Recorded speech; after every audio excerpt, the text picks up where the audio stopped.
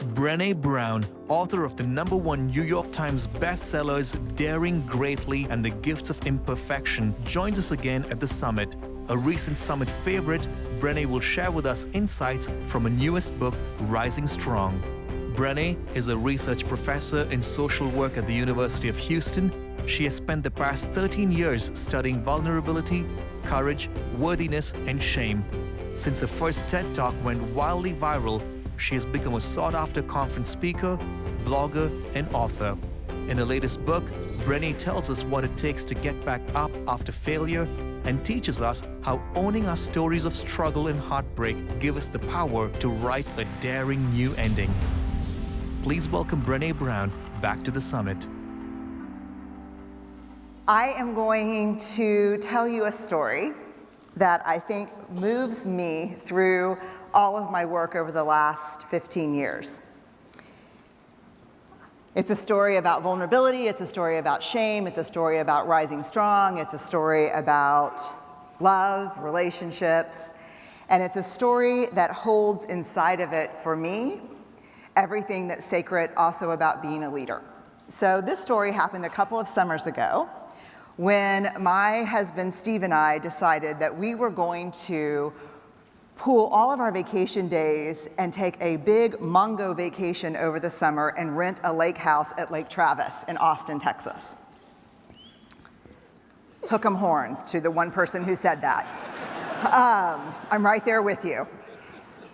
So we were really excited about this vacation. I'm particularly excited because Lake Travis, I spent every summer of my life on this lake. It's where I learned to run a trot line, catch perch, shoot a BB gun, set a table, it's where I learned how to do everything. And so I couldn't wait to share this magic with Steve and my kids. So Steve and I had this very serious parenting meeting before we leave where we're like, look, this is a 2-week vacation. There's got to be some rules around this. Like, we can't just go on vacation like we sometimes do for a long weekend and let the kids run wild around technology and bedtimes. They'll be feral by the time we get home. And so we have this big plan that we're going to have bedtimes, limited screen time, we're going to cook every night, and we're going to have a healthy vacation. The goal was to come back in better shape than when we left. Y'all are supposed to say, of course. So this house that we rented is on a deep water cove in Lake Travis, and to get across the cove is about 500 yards.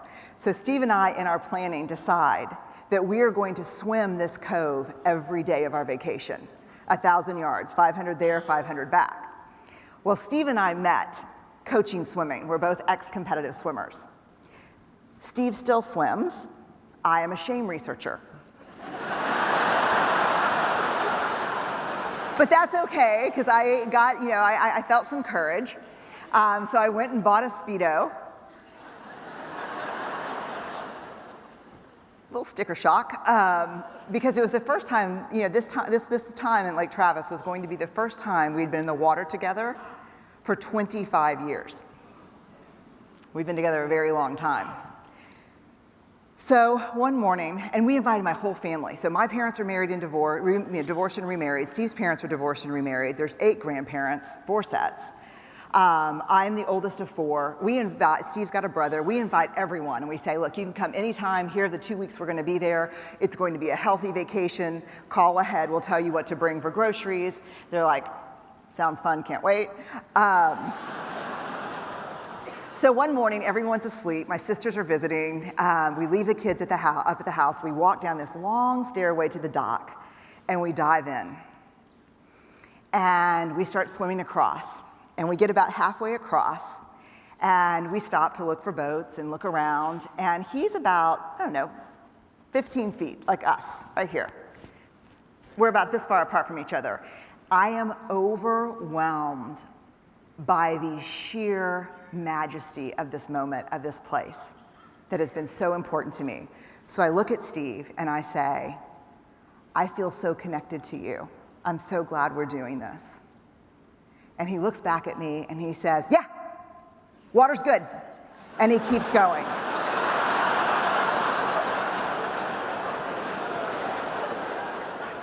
So my first thought, and I know you're going to think this is arrogant, but my first thought is, he is so overwhelmed with emotion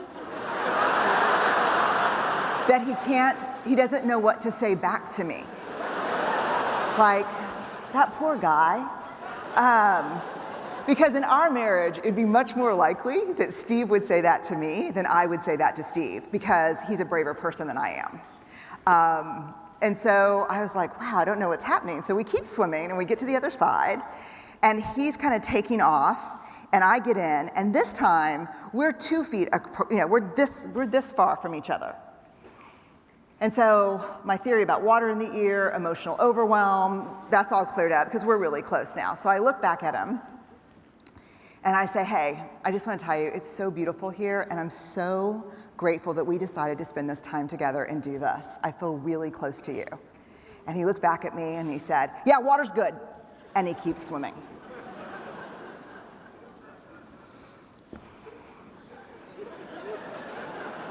Let me ask you this.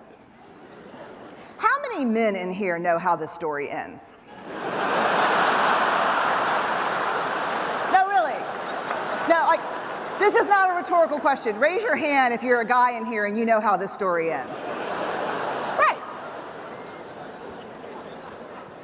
So I am now fueled through the water by simply rage. And I'm swimming. And I know exactly how this story ends. This is the gift of midlife. The gift of midlife is that you can play the tape to the end.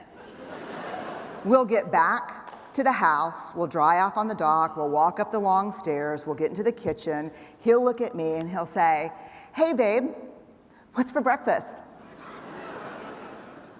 And I'll say, I don't know, babe. Let me ask the breakfast fairy. Oh, breakfast fairy. Breakfast fairy. What's for breakfast this morning, breakfast fairy? And then I'll look at Steve and I'll say, oh, I'm sorry, Steve, I forgot how vacation works. I forgot that I'm in charge of breakfast and lunch and dinner and groceries and goggles and bug spray and towels and packing and unpacking and laundry. I forgot how our vacation works.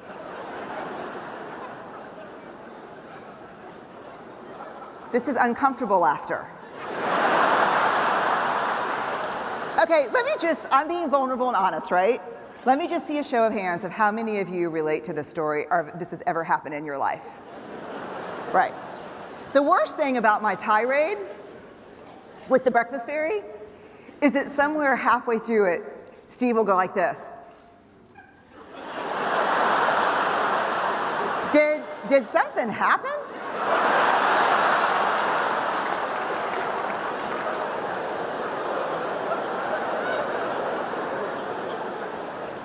And then the 24 to 48 hour Cold War begins. And I will win because I'm meaner. But it's not great for me, it's not great for my kids, it's not great for the people around us, it's uncomfortable, it's awkward, and it's eggshelly. And I don't know about you, but I grew up around a lot of eggshelly. I don't like eggshelly. So I'm like, this is not going to happen. So I get back to the dock, 5 strokes ahead of him, but not that I was counting. And he gets back, and he's pulling himself out of this little rickety old ladder on the dock, and I say, Steve, can you get back in the water for a second? So it's 30 feet at this dock. So we're like treading water, and he lets him, he lowers himself back in the water. And I say, what's going on? I'm trying to connect with you, and you're blowing me off. And he looks at me, and he goes, I don't really want to do this with you right now. And of course, I immediately go into, roar, like this is where I'm going to be when I realize we're getting a divorce. Like, I'm like, what? And he said, I don't want to have this conversation with you right now. And I was like, oh, tough. I'm editing a lot. I'm editing tons. You have no idea how much I'm editing. So I said, tough. I said, that's too bad. I'm struggling here. I'm trying to connect with you. You're blowing me off. What is going on? And he turns in the water, and then he turns back, and he said, are you being vulnerable? And I was like, I am, but I'm right on the edge of rage. So what you say next matters. And he's just wobbling there. And so I don't know what to do next. And then I remember this sentence that came up for me over and over and over, especially the last 6 years of my research. It is a sentence that I heard from, especially around researching Rising Strong. I focused a lot on leaders, veterans, active duty military, creatives, did a lot of interviewing in that area. And this sentence kept coming up over and over, and I was desperately reaching for something to say to Steve right now. And so here's what I want you to do. This is a request I have of you. I'm gonna ask that everyone take a deep breath and not laugh at what I say next, because it could sound funny, but it's not. It wasn't for me at the time, because what is the emotion that we feel when we make a bid for connection and that bid is pushed away? What is the affect or emotion that comes up for us when that happens? Any ideas? So anger. Anger is what we call a secondary emotion, meaning it always covers something. Not good enough. Shame. Shame's what, right? When we reach out to connect with someone and they push us away. So I'm in deep shame when I say this. So I look at Steve, and here's the sentence that has changed my life, my marriage, my parenting, and my leading. And let me tell you, leading is one of the toughest things I do.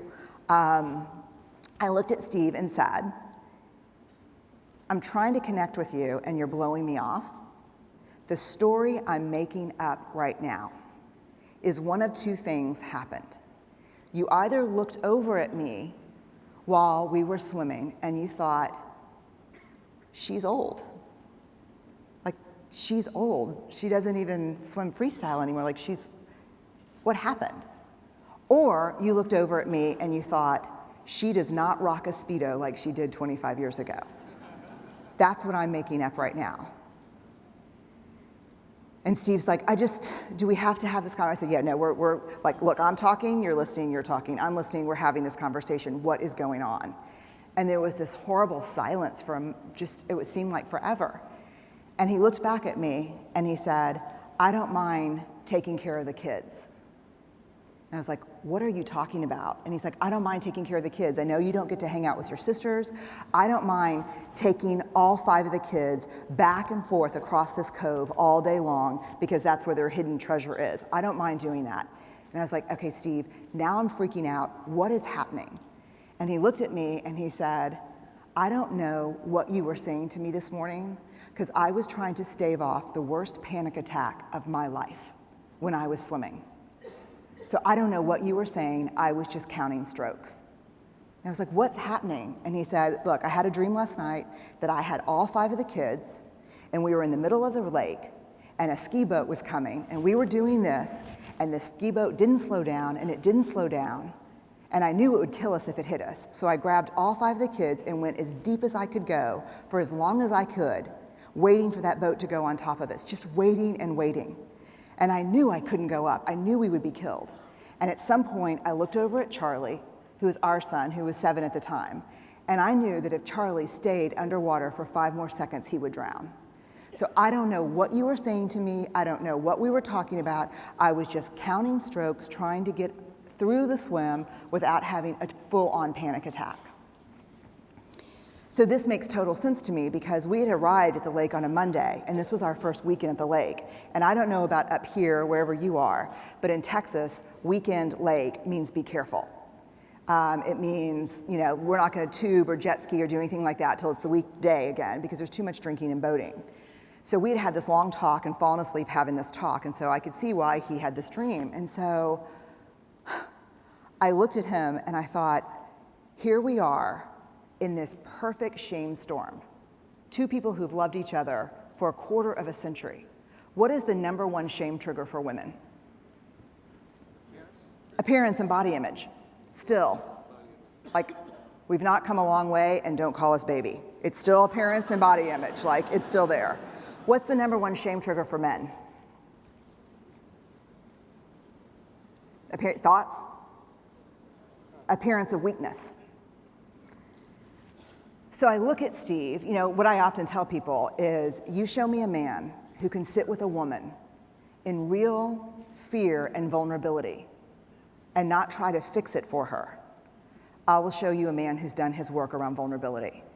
You show me a woman who can sit with a man in real fear and vulnerability, and I will show you a woman who's done her own work and doesn't derive her status or power from that man.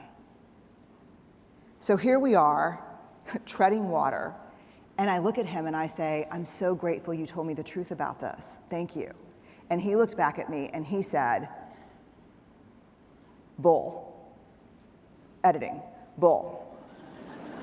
And I was like, what? And he goes, just bull. Don't quote your research to me about shame. Don't quote your research to me about vulnerability. Bull. And I said, what are you talking about? He said, you know what you want? You want the guy who, when the boat comes, he takes all 5 of the kids and throws them to the shore and swims so fast that he's there to catch them when they land, and then looks across at you, across the water, and goes, babe, I've got this, don't worry.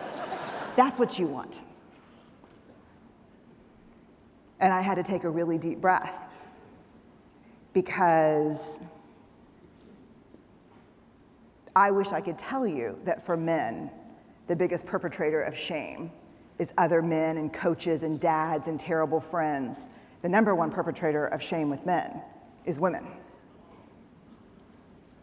And so I had to look at Steve and say the truth, which was 10 years ago, if you would have said this to me, I would have known exactly what to say back and I would have said it. But 2, 3, 4, 5 days later, when you least expected it, when you looked at me and said, hey, I'm gonna take the kids tubing today, I may have looked back at you out of my own fear and insecurity and said, are you sure you're feeling okay about that? And how do y'all think that would have felt for Steve? How many of you have ever shared something vulnerable with someone and then had that person use it back? What does that feel like? To me, that's an incredibly unholy act. When someone shares something sacred and true about themselves and we use it. But I think we've all done it, and I think, unfortunately, we mostly do that with people we care about the most. I told him 5 years ago, if you would have shared it with me, I would have been scared. I don't know if I would have said the right thing, but I would have understood. Today, when I look at you, here's what I know for the truth. This is all I know to be true. You and I are all we have. And I'm so grateful that we can have these conversations, because the story I'm making up puts our marriage in trouble, and the story you're telling yourself puts our marriage in trouble. And I'm so grateful that we can look at each other and say, here's what scares me, here's what I'm afraid of, here's what is not working, because we're all we have. When we think about what it is that we want in our lives, as leaders, as partners, as parents, as friends, as community members, I know what we want. I know it because I'm you, first and foremost. We're all the same. And I know because I study it, we want more love, more intimacy, more belonging, more joy. The only path to those things is more vulnerability. We have to show up and let ourselves be seen by each other, and to be known by each other in order to be connected to each other. For me, that was an amazing revelatory moment in my marriage. I mean, we got out, he snapped me on the butt with a towel, and he said, P.S., you still rock the Speedo. It was incredible. But here's what was hard about that moment. When we got home, I was like, oh, all those poor married suckers that don't have this figured out. I mean, the very next fight we got into was a total showdown. I was like, I need the water from Lake Travis. I should have brought some home in a mason jar. Like, what is happening? Like, what happened to that incredible moment where we looked at each other and we told each other about the stories we were making up? Do you know why that line is so important? Do you know why it kept coming up in the research? Because our brain is neurobiologically hardwired in the instant something difficult happens. A crappy comment from a coworker, a terrible look from your kid's teacher, a conflict at work, a failure, a disappointment, a heartbreak. Our brain is wired to make up a story about what's happening. Our brain recognizes the narrative pattern of story. It recognizes beginning, middle, end. And if we can give our brain a story in that second, when something hard happens, it rewards us chemically. It thanks us. It says, oh, a little dopamine, here you go. You've got it. Here's the problem about how the brain is wired. It rewards us whether the story is accurate or not. How many of you in here, and I really expect to see a show of hands, and I can outweigh you uncomfortably for long periods of time. How many of you in here have ever gotten in a conflict as a leader? And the minute that conflict is over, you have made up an entire story about what happened. How many of you have ever done that? Show of hands. Right, we do that. And you know the stories we make up have good guys, bad guys, dangerous people, safe people. You know what they call in research a story that has limited data points that we fill in with our values and ideals? In research, that's the definition of a conspiracy. A conspiracy is limited data points filled in with values and ideals. So we make up these stories. And how many of us work off these stories for hours, months? All of us. So for me, getting home, I was like, what happened that was so magical in that moment? And I didn't know until a year after that.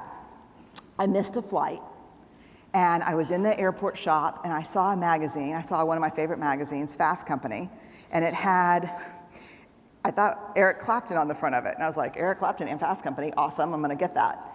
So I tuck it in my bag, I get on my flight, I pull it out, and it's not Eric Clapton. It's Ed Catmull.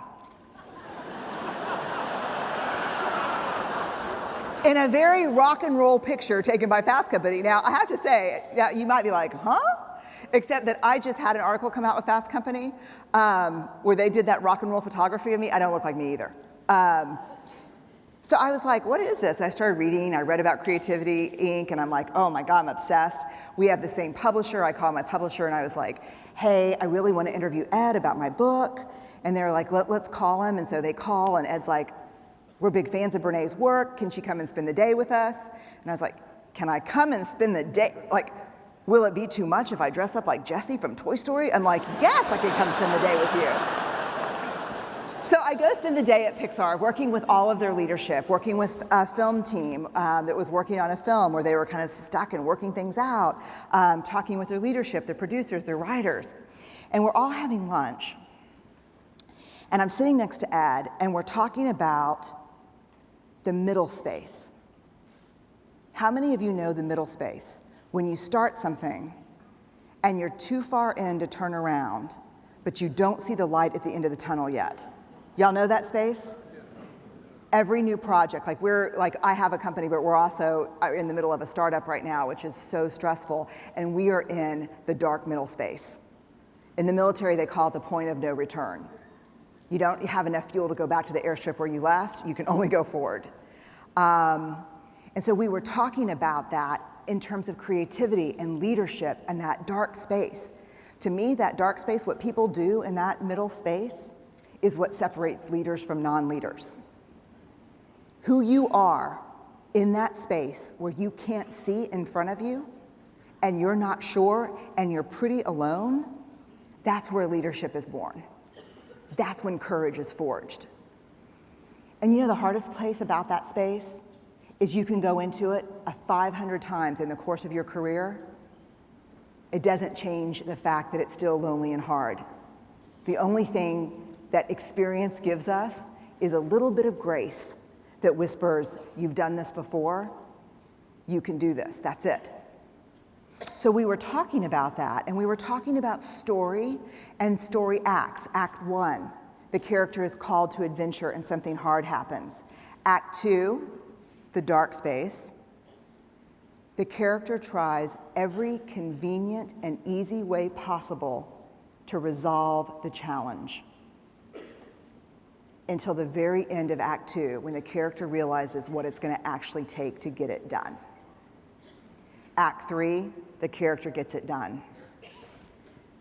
So I'm fascinated by this because I'm studying story, I'm writing strong, so I get home and I think about the Pixar process and I'm like, Lake Travis, Act 1, we're swimming. I reach out, he blows me off. Inciting incident. Act 2. Act 2. What is Act 2? Because Act 3 is he snaps me on the butt with a towel. And I don't know about you, but I prefer to go from Act 1 to Act 3. I'm not a huge fan of Act 2. So I start thinking about what happened in the middle of that story that I don't understand. What happened? Where did it happen? And what I realized was the swim back to the dock for me is where Act 2 completely unraveled. It's where everything happened. I started thinking about how does this story end if I don't change things? It ends with me going into payback mode, and I'm so good at payback. How many of you are good at payback? How many of you are good at self-righteousness? Oh my God, I'm so good. If it ever turns out to be a good thing, take a class with me. Because I'm really good at better than, because you know better than is just the same, the other side of that coin is not good enough. So I start thinking about that swim back, and what happened on that swim back was absolutely what I had learned from Rising Strong. When something difficult happens, the men and women who can get back up on their feet and be even braver after adversity have very clear things in common. They have a very clear process in common. I call it the reckoning, the rumble, and the revolution. The very first thing that men and women do who can get up after a fall is they absolutely reckon with emotion. These are the men and women who can say, something has hooked me, I'm triggered, I don't know what's going on, but I'm willing to get curious about it. And that sounds so easy, but how many of you really get curious about what you're feeling? I don't know about you, but I'm like, I have an agenda this long for the next meeting. I've got 55 emails. I've got to look at bank statements and budgets. I don't have time to concentrate on my feelings right now. I've got to get crap done. How many of you resonate with that? Yes or no? If you asked me, what do transformational leaders share in common? Here's what I would tell you. And this is 13 years of research, 150,000 pieces of data, interviews with some of the most transformational CEOs I've ever met in my life across the globe. Number one, they do discomfort. I've never met a powerful leader who was not okay with discomfort. Real discomfort. Number two, they have absolute emotional awareness about their own life and emotional awareness about the people that work around them. And you've heard it all day, right? How many times do you think we've heard the word emotion from this stage today? You can't ignore it. We're not thinking beings who sometimes feel. We are emotional people who sometimes think. Yeah. And emotion dictates behavior. You want to do culture change, you want to see behavior change with the people you lead, you better speak to their emotions. Because if you try to speak to their cognitions, the way they think, or their behaviors, before you speak to their emotions, you will change nothing. That is not the way we're wired. So the first thing we have to do is just recognize, man, something is going on. I am emotionally hooked around something. Maybe it's because I want to punch a hole in the sheetrock. Maybe it's because I want Oreos. Maybe it's because I've got a loop in my head. But something's got me hooked, and I'm willing to get curious about it. Curiosity and lines of inquiry are the greatest tools for leaders.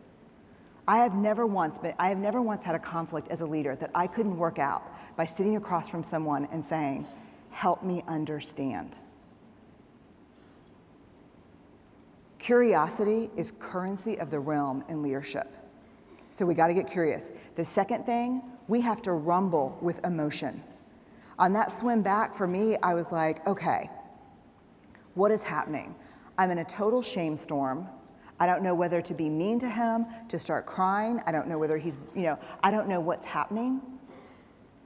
But we have to rumble with emotion. We have to be willing to walk in and get brave talking about discomfort. Let me give you a great example. I'm doing a talk at a Fortune 50 company on the West Coast. I'm in the audience while the CEO is doing an opening Q&A. His team was very insistent that they vet the questions from the audience, and he said, no, just give me the questions. Give me the questions straight from the audience. They were tough questions. I was squirming in my seat, and people would say, so this program that you had a couple years ago, we all loved it, but you canceled it. Will you consider bringing it back?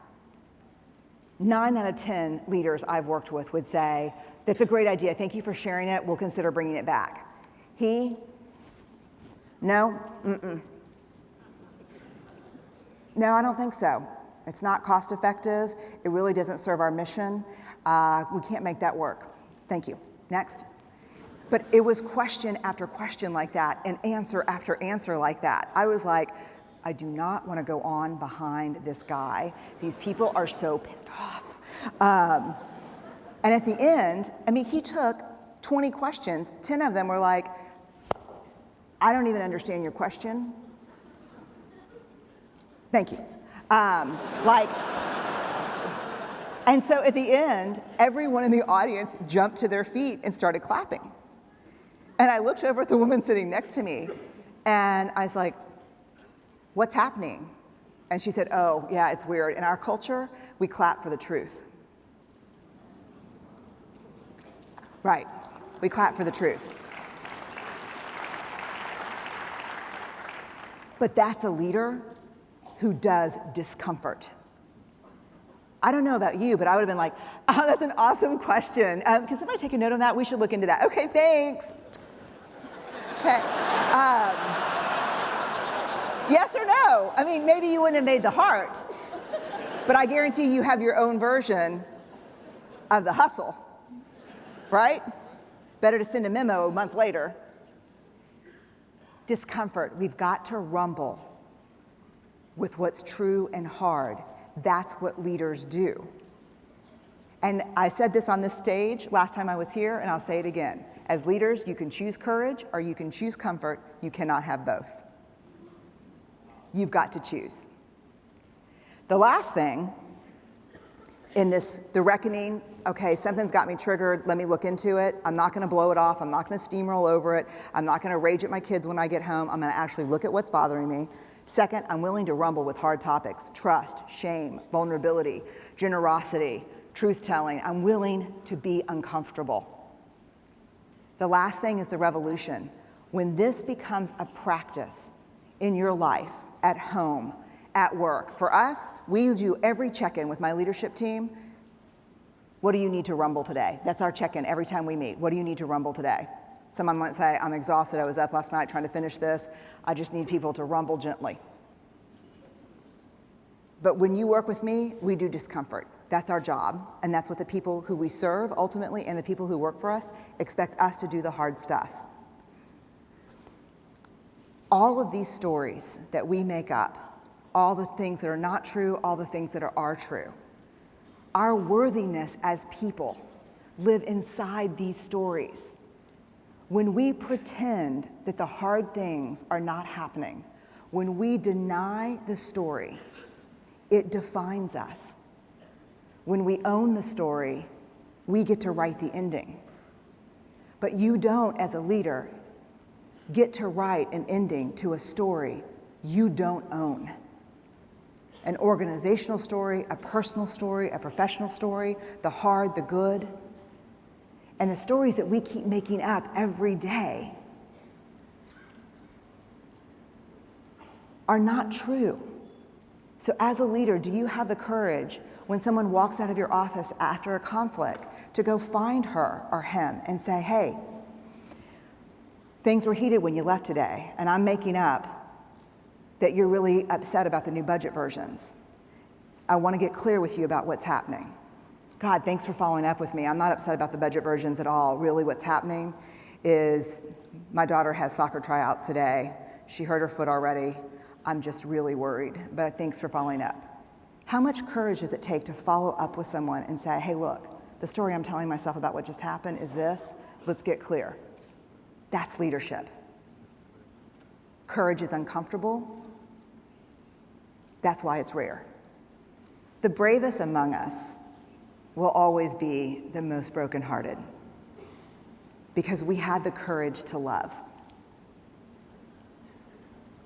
Those of us who have the courage to engage and care will always know disappointment. And those of us who are willing to be innovative and creative and try new things will always know failure.